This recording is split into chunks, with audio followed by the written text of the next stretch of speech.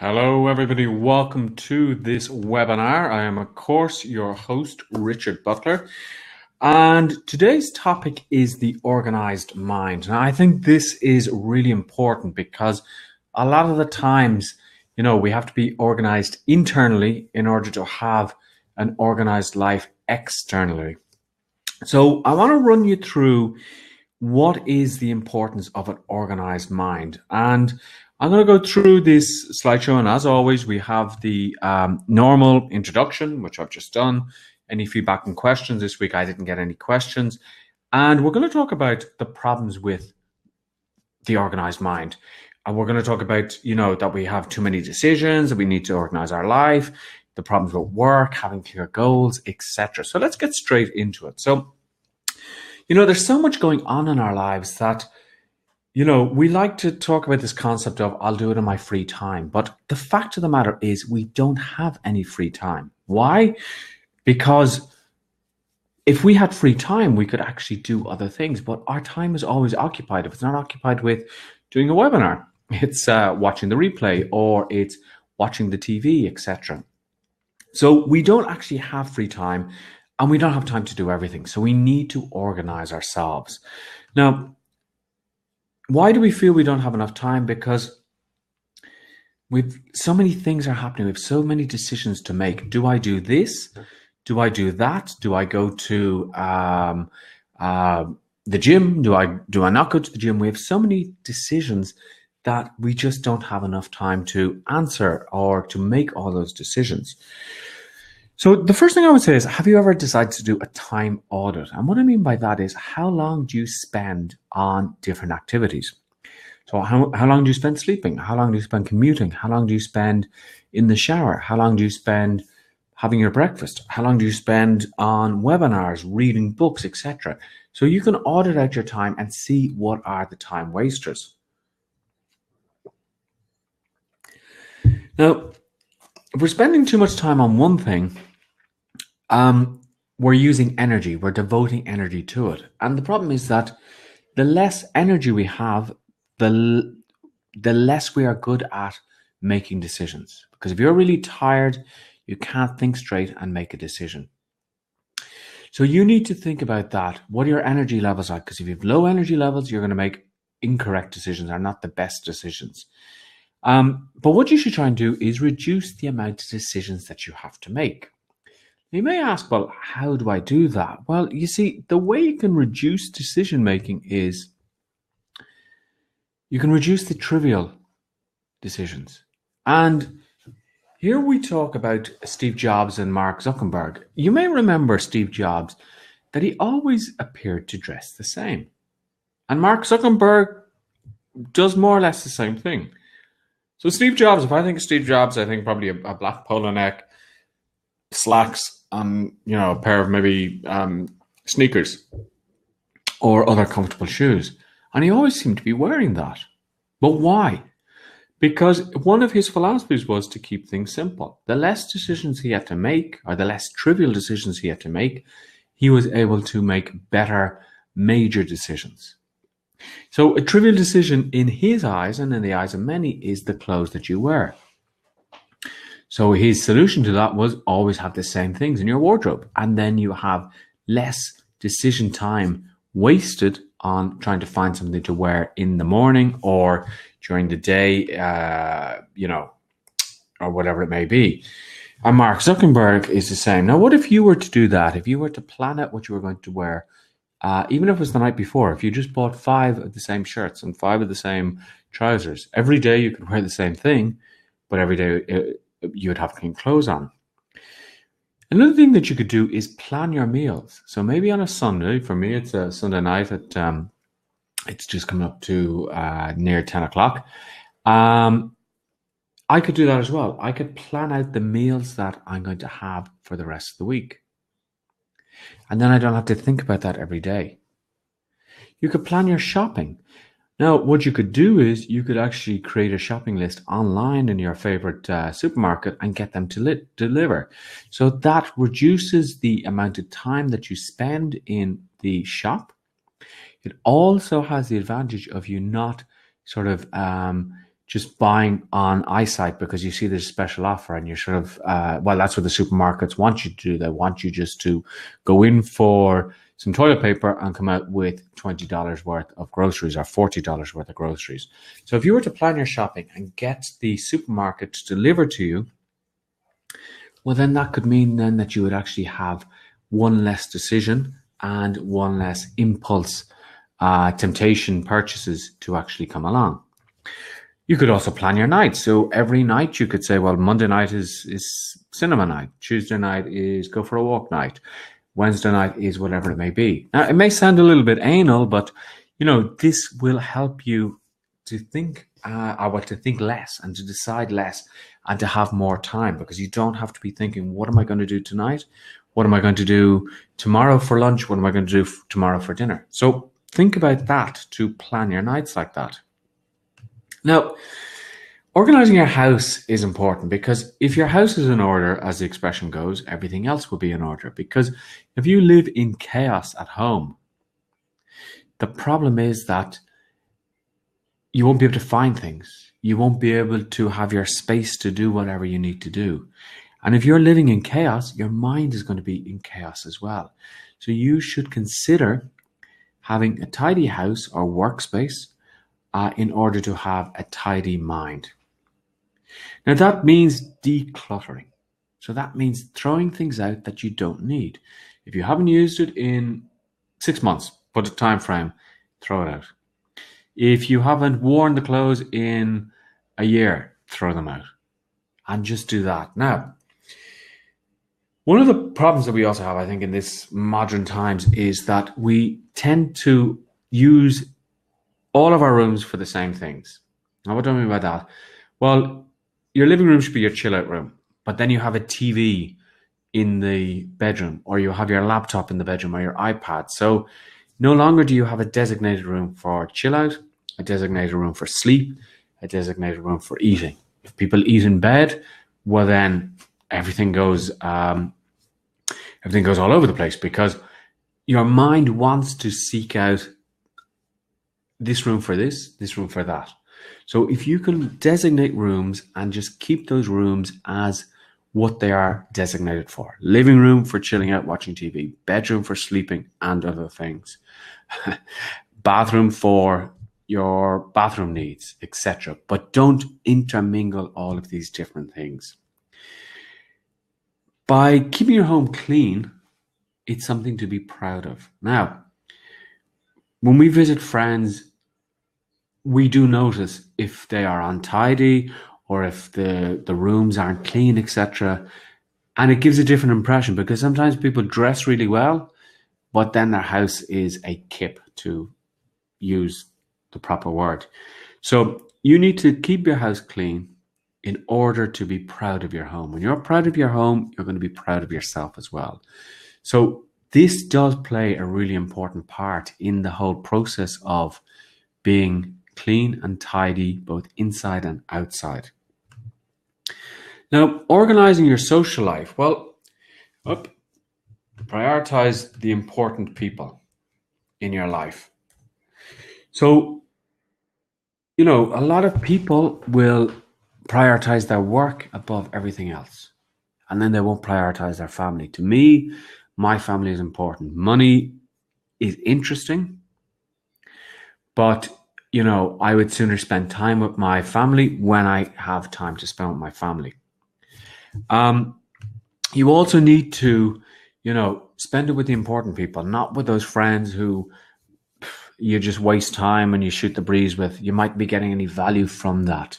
So think about who you hang out with and whether they are helping you or hindering you in organizing your life. Now, how many friends do you have?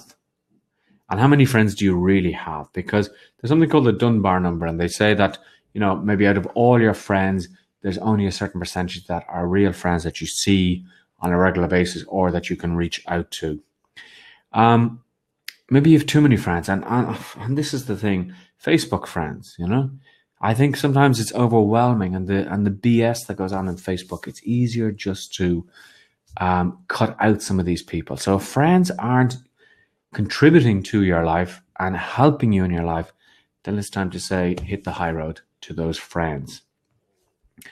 Now, keeping an agenda is important as well, so that you can plan out your social life. You can plan out what you are going to be doing every single day of the weekend, etc.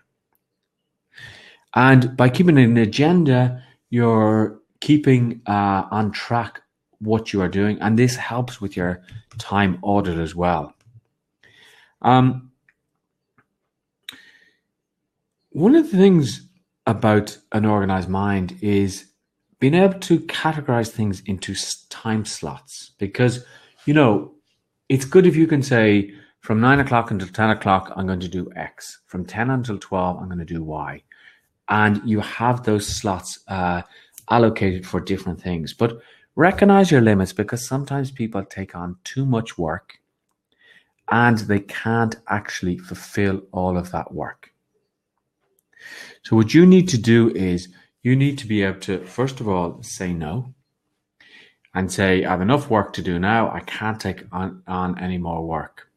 Now, there's an expression that says, walk or sit, don't wobble. Now, what does that mean? Well, what that means is you're either doing one thing or you're doing another, but you're not doing both of those things. Because if you're working, you're working. And if you're relaxing with your family, you're relaxing with your family. Now, I think in this day and age, we do have that problem that the balance between work and home life is completely gone. And because we have mobiles, the problem is that sometimes the intrusion of work comes into your family time. But you should be able to say, when I go home, I switch off my work mobile, I don't touch my laptop, and I spend time with my family. When I'm working, I'm working. When I'm relaxing, I'm relaxing. So walk or sit, but don't wobble, because if you were kind of sitting and walking, you'd be wobbling like that. So that is really important.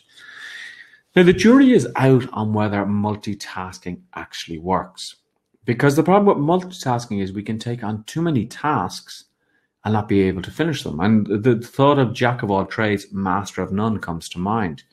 So either if you can multitask and you can do it efficiently, do it. If you find that doing too many tasks is pulling you down and not helping you organize your life, then single task.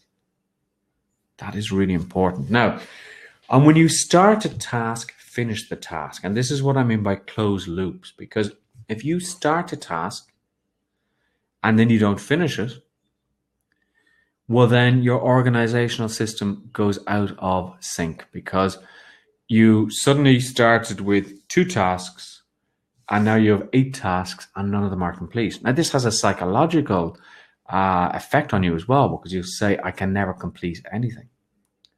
And if you can't complete things, well, then you feel bad. So start closing loops, start closing off tasks that you've started, and make out a list of tasks so that you know exactly what you have to do. And you know what I think is really useful is using pen and paper, because sometimes we forget things on our phones. Sometimes we forget to do things because we have them in our head. So think about having a to-do list, not overwhelming yourself with the to-do list, because the other problem is if a to-do list grows and grows and grows, well, then it gets out of hand and you'll never get everything done, as I like to say. Now, work, and more work. We always seem to have enough work to keep us going and then some. But you have to try not to be, as Alex Jeffrey says, a busy fool. And a busy fool is somebody who's doing things, but it's not being productive for them. Okay? You need to think about not just doing things for the sake of doing things, but to actually be productive in what you're actually doing. So going back to the previous slide, I talked about multitasking and single tasking. Maybe multitasking is not going to work for you. Maybe it's best to do single tasks and get them done quickly rather than trying to open up a lot of different tasks. Be ready to say no in work. Actually, no, John, I'm really sorry. I can't take that on because I have a number of tasks that I have to complete. Once I've done those, I'll get back to you. To me, it's better to be honest and get things done, then, and I don't want to use the word dishonest, but then take on a lot of tasks and not get them done in the end. Now, this is the big thing. Reduce distractions. We have so many distractions in our day-to-day life. And whether you work at home, whether you work in an office, wherever you work, try to remove distractions. What are distractions? Emails, people coming up to your desk. I remember when I was working in the States, when people didn't want to be disturbed, they'd like put a little cord over their cubicle entrance so that people knew that this was their productive time. Because really, out of the 40 hours that you may work a week, maybe only 30 of those are actually productive, or even less, because of all of these distractions. Now, when you're doing your time audit, think about how you should use your time. Because for some people, sitting down and doing a task for 2 hours is not going to be as productive as breaking it down into maybe 30-minute time slots. Because some people will just say, if I try and work for 4 hours straight, it doesn't work. Others will say, what I need to do is I need to work in chunks of 2 hours. Others will say chunks of 15 minutes. And I read a report somewhere that they said in 1 hour, your actual productive time might be about 20 minutes. Between distractions, between coffee breaks, between people coming to talk to you, between phones, etc. Now, if you can in your company or in your home business, if you can reduce email and communications like meetings, webinars, not webinars, video conferences, etc., try to do that. Why? Because that is not productive time. Or organize your meetings for first thing on Monday morning or last thing in the evening, rather than having them during the day, which might break up your day. And if you can work flexi time, that could also help you, because you could then work the hours that you want. Now, goals we've always talked about, and you need to have clear goals. And I think you need to write out your goals. And to me, the most important thing about having a goal is knowing why you have that goal. What do you want to do with that goal? Why do you want to achieve that goal? So write out your goals, make them specific, measurable, achievable, realistic, and time-bound, so that you know that you have to get something done in the next 6 months and have your why. Now, we did talk about, and do find the webinar in the members area about goal setting, and it is an important topic. But if you don't know where you're going in life, you're not going to be that organized. Whereas if you say, this is what I want to achieve, well, then you write out your goals and you achieve them. Very, very important. Now, limiting your information is going to help you organize yourself and make better decisions. You know, the problem is we are too connected. We hear a bing and we have to rush to the phone to see the iMessage or the WhatsApp or whatever it may be. We hear a ping on Facebook and we have to rush to see who's pinged us on Facebook. We want to research about a topic. We are presented with too much information on the internet. So try to limit the amount of information that you take in, because otherwise you get overwhelmed. You get overwhelmed with the bad news on the radio. You get overwhelmed with the bad news on the TV, etc. So limit the amount of information that you have. Again, this is where a time audit comes up. Maybe to take a break from the connected world, take up a hobby. So decide to do something that you like. Decide to go hill walking, to do crochet, to do knitting, but take up a hobby that will focus your mind and let you disconnect at the same time. Meditation is a great thing, and I've started to meditate over the last 6 weeks. I began meditating, and I do it nearly consistently. And I mean every single day. And I meditate for 15-20 minutes, but I find it has calmed me a lot, and it helps me control my emotions. It helps me feel better about myself. And I do that every morning. I have a little app on my iPhone and I listen to the meditation and I just let my mind go where it needs to go. There's no right way or wrong way to meditate, in my personal opinion. You just have to do it. And having quiet time for yourself is important because there's so much information coming in and attacking us that we need to have the quiet time to just say, that's it. And just to be with ourselves. Now, remember the saying, and I think I mentioned it before, we are human beings, not human doings, because too many people are doing, rather than just being. And you need to have time just to be. Now, in order to be organized, you need to value your time. And you need to put a value on your time. So, for example, how much is each hour of your time worth when you're working? Well, how do you know? Well, you calculate it by, if you're working on a salary, you look at your monthly salary, let's say it's $2,000, and you say, okay, I work 40 hours a week. So I work 160 hours a month. So then if I just do a quick calculation here, $2,000 divided by 160 would be that each hour of your day is worth $12.50 if you're working a 4-hour week. So a 40-hour week. So anything you do must be generating you at least that $12.50 an hour.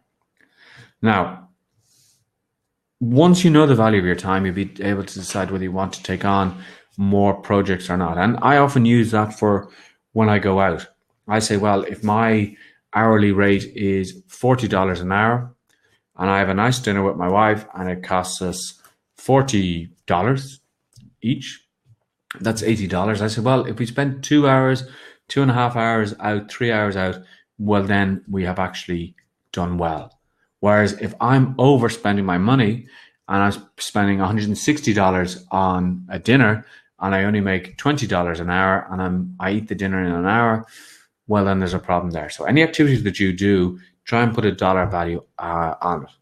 Now, don't waste your time. And what I mean by that is don't spend time on tasks that are not producing anything for you. So the old 80-20 rule, 20% of the work will give you 80% of the profit.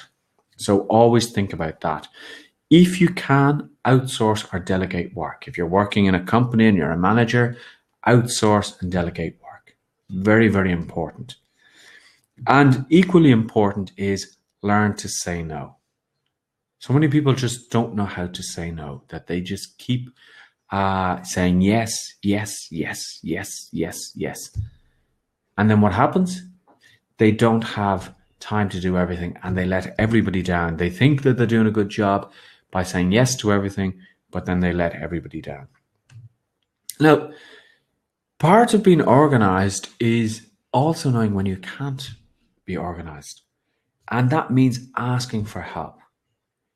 Because sometimes we get so overwhelmed with all the work that we need to do that we don't know how to do it. And we get so overwhelmed that we just go, like that. So ask for help. Don't get overwhelmed. It's not that you're being a failure if you can't do anything. It's actually seen as something that you're recognizing your faults, in inverted commas. And it's much better to actually not get overwhelmed and ask for help. Now, I think you need to also think about eating healthy. Remember I talked at the very beginning of this webinar, I talked about healthy habits. Well, if you eat energy-enriching foods like complex carbs, you don't get as hungry as quickly and you will have more energy, which means you will make better decisions. Avoid things like sweets and sugars because those are negative calories which are going to affect you in the long term. Add vitamins to your diet. Try and eat more whole grains. Try and not eat as much red meat. Incorporate more fish, etc. Because all these things are going to help your mind as well. Because have you ever eaten a dinner and then after the dinner you start to fall asleep? We get sluggish from the food that we're actually eating. So think about that as well. What you eat, the fuel you put into your body is going to affect the body. If you have a unleaded petrol car and you put diesel into it or water, it's not going to work. Why? Because it's the wrong type of fuel. So be clean, eat smartly, but also, I mean, be clean and smart in your appearance. So make sure that you look well, because that is going to tell people that guy's really organized. If you're running around and you're looking for something and you can't find your papers or you can't find your wallet, people look at you and say, well, that guy's not so smart. Or what's wrong with that guy that he's looking for his stuff there?